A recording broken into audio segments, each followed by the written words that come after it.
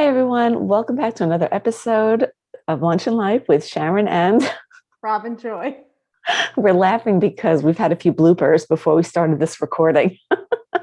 Definitely. Third time's a charm. Let's just say that. Just put it Exactly. out there. Exactly. And this week, we really want to talk about something that we see as a recurring theme with our clients, with our friends. And it's this idea of self preservation versus being selfish, and how we, especially as women, put ourselves on the back burner because we're so busy taking care of everybody else.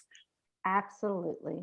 We were talking about, the theme of being selfish or selfless, right? Taking care of ourselves. And I was telling Sharon that I actually have a corporate talk about the power of self and how sometimes we feel it's so hard to take care of ourselves no matter how much work you're doing on yourself. We'll use that word a lot. um, to just take that time and not feel the guilt of what are you missing, what are you not doing, whether it's to get done for you, for someone, for the family, for work, but taking the time for you in the positive way, not the negative way, like I'm not getting this done or I am doing this for myself. Right. And it's interesting because there's actually an overlap between those two words. It's, Mhm. a lot of people think, well, I'm either selfish or I'm selfless, but you can be both. It's just all about that perspective of how, as to your point of what you were just sharing, of how we approach it. And I agree. that's very nuanced, because of the way that we're trained and conditioned by society. Right. I totally agree. And I think, again, it's kind of a recurring theme that we talk about, but until we really set that time aside, we show up so much better and stronger, clear minded, and we perform better when we do take time for ourselves, when we do get to sit in, and it doesn't have to be just the 5 minutes or just a week or whatever you're going through it, just to take the time you need, whether you're, listen, I've had some weeks that are so unproductive. And then something happens and it's like, oh, this was all leading up to something that was good because I needed that time to process whatever was going on. I just needed my time. And I think sometimes you just have to let it go and not worry about the how and the what and how it's going to get done. It's going to get done. You just have to make sure you're healthy. And it's a way of being healthy. You're making your brain healthy. Absolutely. And a lot of it also is just getting to know yourself with, what are my values? What's important to me? What are my strengths? Not what do other people think are my strengths, but what are my own innate strengths and what does my vision look like? And that's something that I've been incorporating more. And I know that you do this with your clients as well, of really looking at that, because painting that vision and then looking at your strengths and values and taking it step by step, not always worrying, as you said, about the hows, helps you to just keep taking a step forward Mhm. and allowing room for the growth. Like I was on vacation with my kids, and part of me was panicking, like, oh, I should be working, I should be thinking about something, I should be, doing. And then, exactly like you just said, it was like, wait a second, Sharon, stop. You have to enjoy, you need to unplug Mhm. to allow yourself to come back to self and breathe and enjoy. And then things do come up. And it's being aware of all of that. So much goes on. And you're right. Sometimes we think, I have to take care of, fix it in that 5 minutes. Right. And you don't, and you can take that time. And you brought up an interesting point. When you're taking that time to kind of uncover what it is, it's not anybody else's rules, right? And so I think as strong as, even as coaches and as what we do with for ourselves and for people, we also need a reminder, right? And so I was talking with someone and they were like, should I be doing an online course? Everyone's doing this kind of online thing, but I like my private clients. And I was like, do you want to? The question was, in your business, do you want to? Do you love it and you want to do it? And they're like, I don't think I want to do that. So you can be different. Like, you don't have to follow what you think the rules are. I still think the great book title will be like The Handbook That Doesn't Exist or something like that, Societal's Handbook, but non-existent, something to that effect, because who wrote, who came up with these rules? I really want someone to define who came up with society's rules. Mm, You know, yeah, we all think they exist, but do they? exactly. And that's such a great point, that, is this true? When we Hmm. think we have to do something, why? Right. Is it true? Does it apply to me? Because especially with the internet and with social media, we're on that, hamster wheel. Hmm. And you're right. Same thing with a couple of my clients and me as well. Do I want to do the online program this way? Do I want it to be a membership? Like, what is it that resonates within ourselves? Right. Right. Yeah, I And really believe it.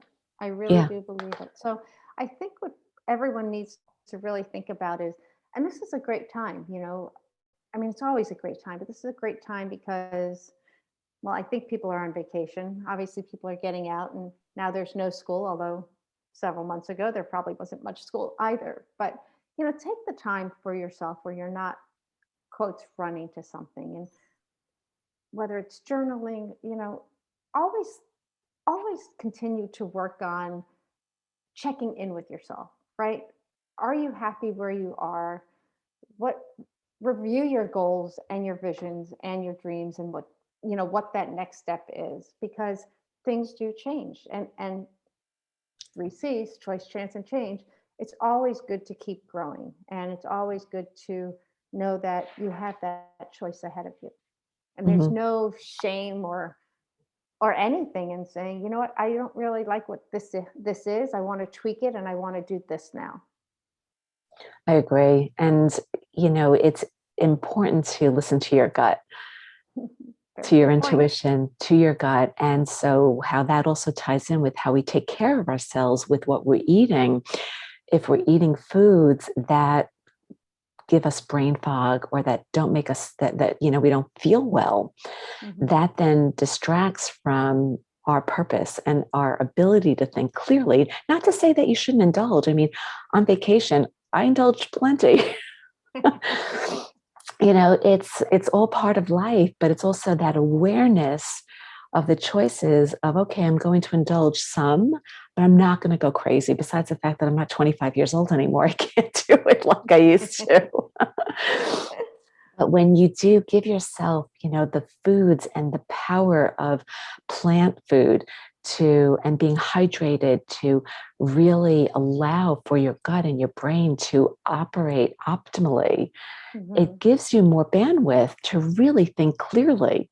So they really go hand in hand. And so it's sitting with yourself exactly what Robin was saying of, starting of what is that? What are my goals? What is my vision? And then chunking it down and picking one thing at a time. And then asking, like, does this align with me? Is this in alignment with what I want? Does this feel right? Hmm. And you can do for others as long as it still feels right for you and not because it's what's right for society.